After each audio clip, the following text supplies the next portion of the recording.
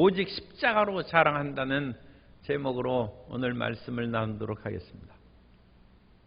그동안의 갈라디아서를 이제 우리가 살펴봤으므로 다시 우리가 이사야서를 1장부터 39장까지 했습니다. 그래서 이사야의 전반부를 우리가 구약에 해당하는 파트를 새벽을 통해서 말씀을 나누었는데 다시 이사야 40장부터 또 66장까지 말씀을 살펴보도록 하겠습니다.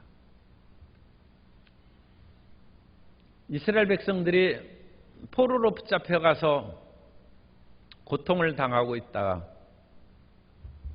고레스의 칙령을 받아서 이제 페르시아입니다. 페르시아의 시대가 됐어요. 페르시아의 고레스 왕이 모든 사로잡혀온 이전에 바벨론 제국에 의해서 사로잡힌 모든 백성들은 고향으로 돌아가라고 해서 귀환 명령을 내렸어요. 그래서 그 주축이 된 것은 유다 지파의 백성들입니다. 그때부터 유다를 헬라어로 유다요인데 그것이 해서 주가 이제 나오는 것이죠. 그때부터 이제 주스, 유대인들이 이제 만들어진 유다 사람들이 주축이 되어서 그 이후에 이스라엘 백성들을 구성함으로 유대인이라고 이제 하는 것입니다. 그래서 유다 백성들이 돌아와서 가장 먼저 성전을 건축하다 보니까 아예 자원이 있어야죠. 포로에서 붙잡혀온 사람들이 얼마 되지도 않고 그러니까 인적 자원도 부족하고 물적 자원도 더군다나 물질적인 것은 더 없고 더군다나 사면에 있던 이전에 있던 머물러서 포로로 잡혀가지 않은 그 주변의 민족들 사마리아 사람, 모압, 암몬 그런 주변 민족들은 이 사람들이 구심점을 만들어서 힘을 가지면 자기들이 위협해지니까 그것을 끊임없이 방해하고 힘들게 합니다. 그래서 포로에서 귀환한 유다 백성들이 주저앉았어요.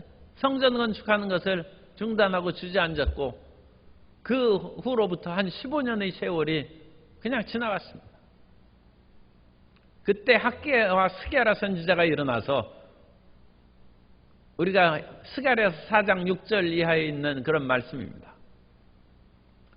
성전을 짓고 하나님을 위하여 일하는 것은 힘으로 되지 아니하고 능력으로도 되지 아니하고 오직 나의 영으로 되느니라. 힘으로 능으로도 되지 않고 나의 신으로 된다는 그 번역으로 전에 있었는데 어쨌든 이것이 사람의 힘으로 되는 것이 아니고 사람의 능력으로 되는 것이 아니라 성령의 능력으로 되는 것이다. 그러므로 그 당시 지도자 스룹바벨에게 얘기합니다. 스룹바벨아, 큰 산이 내 앞에 있느냐? 내 앞에서 평지가 될 것이다. 그것이 믿음입니다. 갈라디아서는 끊임없이 사람이 자기 의의를 내세우고 자기 공로를 내세우려는 경향이 있어요. 내가 이와 같이 열심을 내어서 하나님을 섬겼으니까 일이 되지. 내가 열심 안 하면 무슨 일이 되겠는가? 인간에게는 자기 의의가 어떤 면으로는 그것으로 인하여 자기 긍지와 자부심을 가질 수 있습니다만 하나님 앞에서는 그건 티끌과 같은 것이죠. 그런데도 불구하고 인간은 내가 빠짐없이 하나님을 섬기고 예배에 잘 나오고 그러니까 하나님이 나를 복을 주시지. 그런 자기의의가 있어요. 그러나 우리가 복을 받는 것은 그런 자기의의가 아니라 십자가의 은혜인 것입니다. 우리가 일하는 것은 티끌이고 십자가의 은혜는 태산과 같은 것입니다. 예수님께서 피를 흘려주시지 않으면 우리가 어찌 깨끗함을 얻고 우리가 아무리 몸을 씻고 마음을 씻는다 할지라도 수미산과 같은 죄를 어찌 감당하겠습니까? 감당하지 못한다. 그리스도의 보혈로 우리를 씻는다. 그래서 자기의 일을 내세우지 말고 십자가의 믿음을 붙잡고 나아가야 되는데 십자가의 믿음을 받은 후에 우리가 조금이나마 내가 무엇인가 해서 더 하나님을 기쁘게 하고 나의 의가 튼튼하게 되지 않을까 하는 그런 유혹이 남아있어요. 그래서 갈라디아 교인들이 그런 유혹에 넘어갔다는 것입니다. 유대에서 올라오는 거짓 교사들이 예수님을 믿었느냐? 그러면 이제 율법을 지키라는 거예요. 예수님을 믿는 것만으로 충분하지 않고 율법을 지킴으로써 온전하게 될 때 정말로 하나님의 기뻐하시는 구원을 받는다. 그러나 갈라디아서는 단호하게 그것을 제거해버리고 우리가 하나님 앞에 의롭다함을 받는 것은 할례를 받거나 율법을 지킴으로써가 아니라 오직 예수 그리스도의 십자가의 대속을 믿는 것뿐이다. 오직 십자가뿐이라는 것입니다. 할례를 받는 것과 율법을 지키는 것은 거의 동의어입니다. 왜냐하면 할례를 받음으로써 율법을 지키는 의무를 자기가 받아들이는 것입니다. 그래서 유대에서 온 거짓 교사들의 할례를 강조하거나 예수님 믿은 후에 바르고 성실하게 살기 위해서 율법을 지켜야 된다는 그것이 우리 생활에 덕을 끼치는 것은 있죠. 그렇지만 그것이 구원의 모양하고 구원을 받는 데 있어서하고는 전혀 관계가 없다는 것입니다. 그럼 예수님만 믿으면 이제 구원을 받죠. 그런데 예수님을 믿는 사람에게 나타나는 그 증거가 있어요. 그 증거는 예수님 믿은 후에 다가오는 고난을 극복해야 됩니다. 예수님을 믿고 십자가의 은혜를 오직 바라보고 살아가는 사람은 율법에 자유했어요. 율법이 자유하니까 같이 태어나고 자란 같은 동족 유대인들이 이 사람 비율법적인 행동을 한다 해서 그 사람을 핍박하고 박해하는 것입니다. 이 주변 사람들이 같이 살던 사람이 그 사람들은 이제 같은 유대인이지만 예수님을 안 믿는 유대인들이죠. 그런 유대인들이 예수 믿는 유대인들을 왕따시키고 핍박하면 그것도 괴로운 것이죠. 심지어는 예수님을 믿고 여전히 율법을 지키는 그런 유대주의적인 크리스찬들도 적지 않이 많이 있습니다. 그러니까 그런 사람들에게 비난의 소리를 듣지 않기 위해서 심지어 베드로조차도 이방인들과 함께 율법에 어긋나는 그런 행동이죠. 이방인들과 함께 같이 식사를 하다가 유대 율법주의자들, 그 사람들은 예수님 믿는 사람입니다. 율법주의적 크리스찬들이 오니까 자리를 피했다는 거예요. 공연님 시끄럽게 할 필요가 없지. 그래서 자리를 피했다. 그리고 그와 같이 외식함으로 말미암아 바나바도 유혹됐다는 것입니다. 그러나 예수님을 믿는다는 것은 십자가만이 오직 구원의 유일한 하나님의 은혜인 것을 믿는다면 그 핍박을 받으라는 거예요. 사도 바울이 나는 이 예수 그리스도의 십자가의 복음만을 증거하기 위해서 수많은 핍박을 받았고 그것으로 인하여 나의 복음이 진실된 복음인 것을 입증했다고 사도 바울이 서신서에서 누누이 강조하고 자랑하는 것입니다. 그것이 사도 바울의 십자가 자랑입니다. 십자가. 그런데 유대 율법주의자들은 예수님을 믿는다 하면서 십자가로 다가오는 고난은 안 받으려고 한다는 거예요. 그리고 오히려 자기 의의를 세우는 율법을 지키는 헛된 모양을 내는데 그건 육체의 모양이고 그러니까 방법이 틀렸다는 거예요. 자유의 복음을 받아들임으로써 다가오는 박해를 감수할 수 있는 것이 십자가의 믿음이죠. 그러니까 십자가의 믿음도 그것이 쉬운 것이 아닙니다. 그냥 예수 믿고 단순히 모든 것이 끝나는 것이 아니라 그 믿는 것을 지키기 위해서 다가오는 비난과 화살을 짊어지고 받으라는 것입니다. 그런데 유대 율법주의자들은 그 12절 끝에 있는 것입니다. 그들이 그리스도의 십자가로 말미암아 박해를 면하려 함 뿐이라.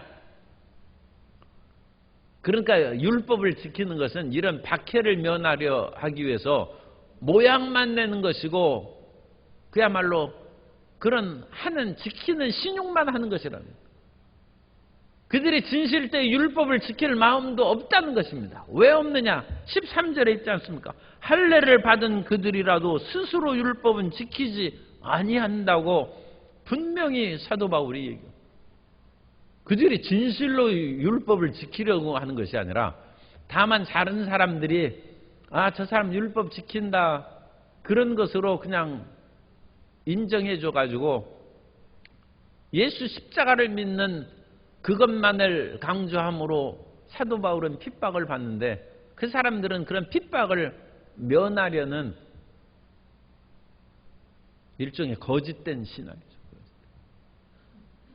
그리고 여전히 그런 거짓된 가르침을 갈라디아 교인 너희들에게도 심어주고 좋은 것이 좋지 않느냐 그런 식으로 넘어가려고 하는데 사도 바울은 그걸 단호히 끊어버린 거예요.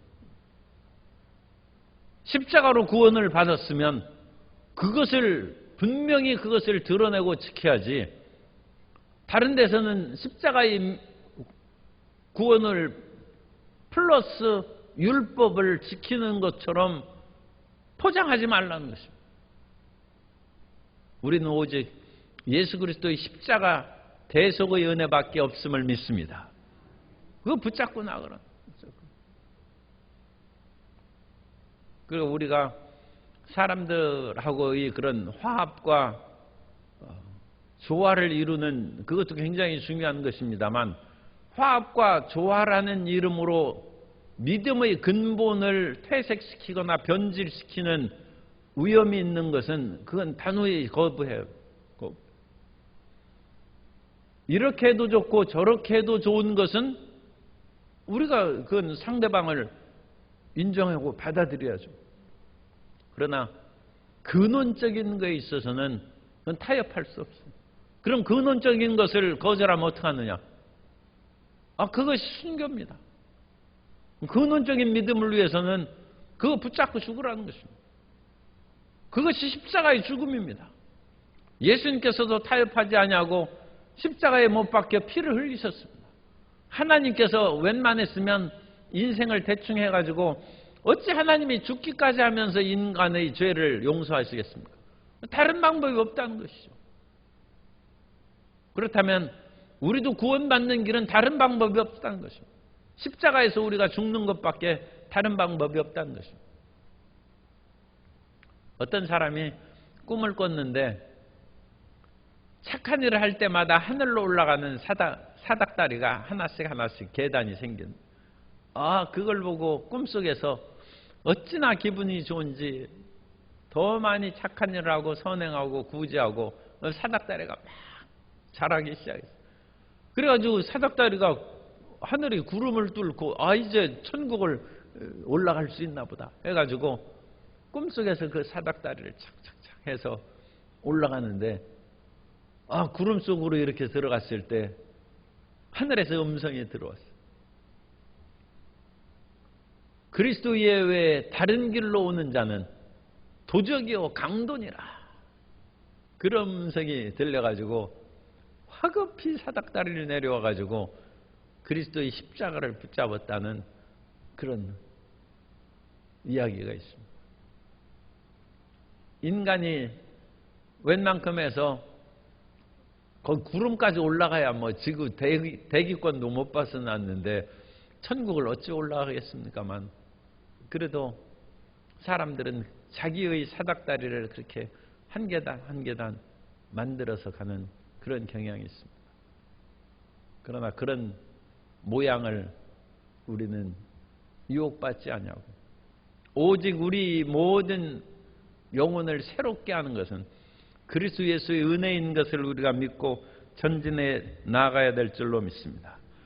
그래서 끊임없이 다가오는 육체의 유혹을 십자가에 못 박으라는 것입니다. 14절 끝에 보면 그리스도로 말미암아 세상이 나를 대하여 십자가에 못 박히고 세상이 죽었어요.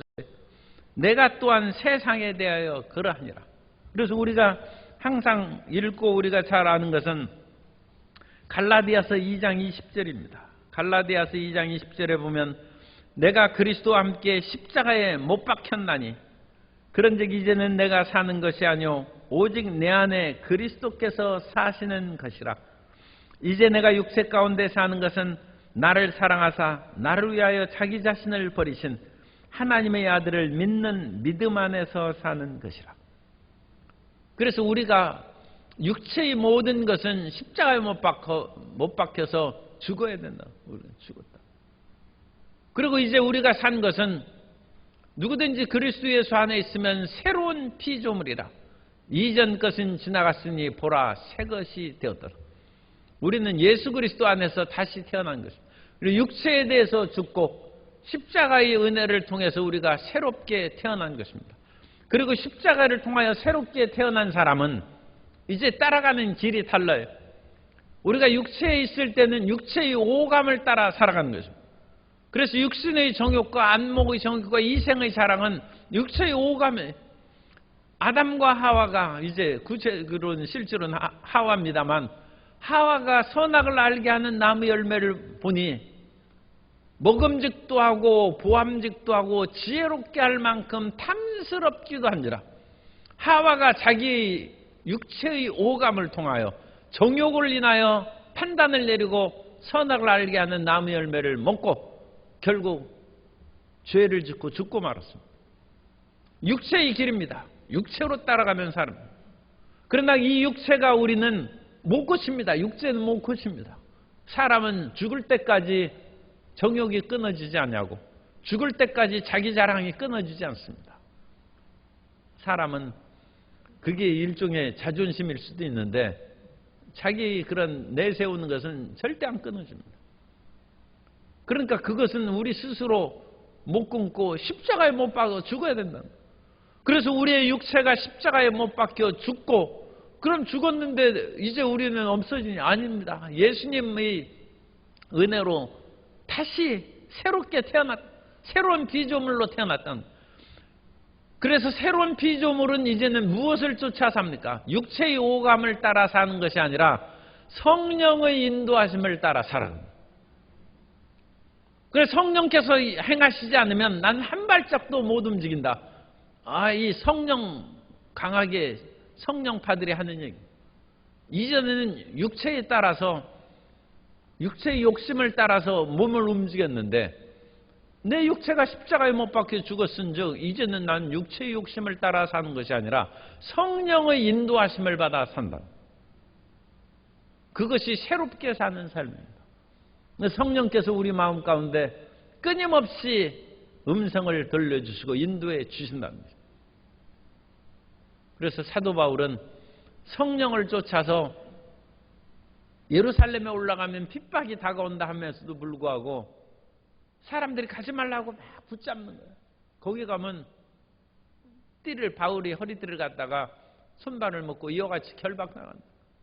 죽음을 당할 위험이 있다. 그런데도 불구하고 사도 바울이 기도하면 올라가라는 거예요. 핍박의 길을 가라는 것입니다. 그래서 사도 바울이 성령의 음성을 따라서 예루살렘에 올라가서 결국 붙잡혀서 감옥에 갇히고 그것으로 말미암아 재판을 받다가 가이사에게 호소한다 해서 로마까지 끌려가서 재판을 받는. 그런데 사도 바울이 담대히 얘기하는 것은 그런 핍박을 받으면서도 끝까지 예수님 믿는 것이 내가 하나님의 구원받은 증거란. 그래서 사도 바울이 얼마나 고생을 받았는지 고린도후서 11장 23절 이하의 말씀을 보면 고린도후서 11장 23절 이하에 그들이 그리스도의 일꾼이냐 정신없는 말을 하거니와 나는 더욱 그러하도다. 사도 바울은 그야말로 앞치마와 손수건만 갖다 놔도 병이 낫고 귀신이 떠나간 사람입니다. 그런데 사도 바울이 그것으로 인하여 내가 예수 그리스도의 일꾼인 것을 여기에서 아유, 오늘 우리 보통 그 사역자 같으면 그 얘기했을 거예요. 내가 예수 이름으로 귀신도 쫓고 능력을 행하지 않았느냐. 그런데 사도 바울이 그 말을 안 했어요. 그리고 참 안타깝게도 이건 놀라운 그런 것인데, 나보고 주여 주여 하는 자마다 천국 못 간다면서 예수님께서 그들을 쫓아낼 때 그들이 얘기한 것이, 내가 주의 이름으로 귀신도 쫓아내고 병도 고쳤는데 왜 우리 모르십니까? 그런 얘기가. 그런데 여기에서도 사도 바울이 내가 예수 이름으로 앞치마만 갖다 놔도 병든 자가 나았지 않습니까? 그 얘기 안 합니다. 안 하고 오히려 내가 수고를 넘치도록 하고 옥에 갇히기도 더 많이 하고 매도 수없이 맞고 여러 번 죽을 뻔하였는데도 믿는다는 것입니다. 유대인들에게 40에 하나 감한 매를 5번 맞고 3번 태장으로 맞고 1번 돌로 맞고 3번 파선하고, 이 사도 바울은 가는 데마다 또 배가 파선하고 일주일을 깊은 바다에 지나고 여러 번 여행하면서 강의 위험, 강도 위험, 동족 위험, 이방인 위험, 시내 다운타운에 가면 위험을 당하고 광야에 가도, 아니 이 무슨 하나님의 종이 가는 데마다 위험한 것이 따라다닙니까? 거짓 형제 중의 위험을 당하고 더욱이 수고하고 애쓰고 여러 번 잠도 자지 못하고 줄이고 목마르고 여러 번 굶고 춥고 헐벗었노라. 그래도 예수 믿는다는 거예요. 사도 바울의 증거가 이겁니다. 난 육체로 자랑할 것은 아무리 마귀나 세상의 온갖 것이 나를 감싸고 죽이려 해도 나는 끝까지 십자가를 붙잡고 산다. 그리고 그와 같이 여러 번 돌에 맞고 파산하고 뭐하는 속에 온몸에 상처 투성이죠. 그것을 사도 바울이 예수의 흔적이라고. 옛날에 짐승이 자기 소유이면 거기에다가 낙인을 딱 찍죠. 불에 달군 그런 쇠로 짐승의 그 몸에 낙인을 찍는데, 내 몸에 있는 상처와 이 모든 고통, 그 흔적이 내가 예수님의 소유물인 낙인이란 스티그마. 그래서 이런 예수님께서 나를 소유로 했다는 믿음의 증거가 있다. 그러므로 결론은 참 좀 장엄합니다. 예수님만 믿어야 구원받는다. 그런데 예수님만 믿고 나아갈 때 온갖 핍박이 다가오고 어려움이 다가와도 뒤로 물러가지 아니하고 믿음 사람답게 전진해 나아갑니다. 그리고 거기에서 받은 상처는 예수님이 찍어주는 세상이 채찍질한 상처가 아니라 예수님이 너는 내 소유물이라는 예수님의 흔적이라는 예수님의 스티그마, 낙인이라는 것입니다. 한 5, 6년 전에 이란의 하나님 성의 그 목사님이 순교를 당했습니다. 그래서 그분이 붙잡혀가지고 한 거의 10여일 후에 발견됐는데 수없이 칼에 찔려서 죽은 모습으로 발견돼요. 그 아들이 이란의 군대에 있을 때 그 소식을 듣고 좌절하고 분노합니다. 이 나쁜 그 이슬람 복수를 내가 할 것이다. 자기도 이슬람 이란 사람이죠. 그런데 그러면서 울고 기도하는 중에 예배 때 하나님께서 내 원수를 사랑하라는 그 음성을 듣고 예수님의 그 아버지 순교를 그냥 받아들이게 했어요. 그러면서 군 생활을 하면서도 같은 사람들이 다 이슬람이죠. 그 사람들을 다시 품어주고 그들이 그야말로 구보를 할 때 비틀거리고 그러면 그 사람들의 총을 자기가 메고 달리고 사랑을 베푼다. 그래서 그 아들이 제대한 후에 목회자가 됐어요. 그래서 한 6년 전에 우리나라 왔습니다. 그 아들이. 그래서 그 순교하고 자기가 예수님께 헌신한 때가 1994년 무렵인데 그때부터 우리나라에 올 때까지 한 20년 걸렸죠. 그 사이에 이 순교자의 아버지를 증거하면서 끊임없이 예수님을 일 안에서 증거해서 그 당시 자기가 알기로는 한 2,000명의 그런 교인이 있었대, 일 안에. 그런데 그 20년 동안 20만 명으로 불어났다. 아버지의 순교와 그 순교에 대한, 그러면서도 예수님을 믿고 돌아가셨다는 그 증언하고 다니는데 2,000명이 20만 명이 됐다. 그래서 한국까지 왔어.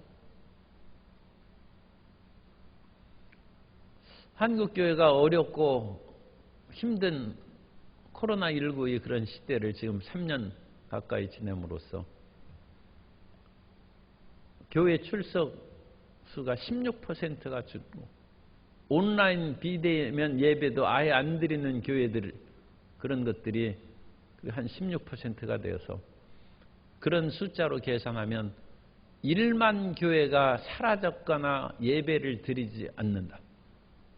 교회 이름만 붙여놓고 예배 안 드리는 그런 교회, 또는 아예 문을 닫고 정리한 교회 해서 한 1만 교회가 지금 없어졌다. 그런데 예수님 진짜 믿는 것은 지금부터입니다. 지금부터가 진짜 믿는 거예요. 그래야지 평안하고 행복하면 예수의 흔적이야. 사도 바울이 지금 내가 예수님의 종이라는 그것은 자기의 핍박과 고난으로 증거하지, 자기가 능력을 행하고 손수건과 앞치마만 갔다 온도 귀신이 떠나고 병 고침받고 그 얘기 하지 않습니다. 내가 죽을 고생을 하더라도 예수 믿는다.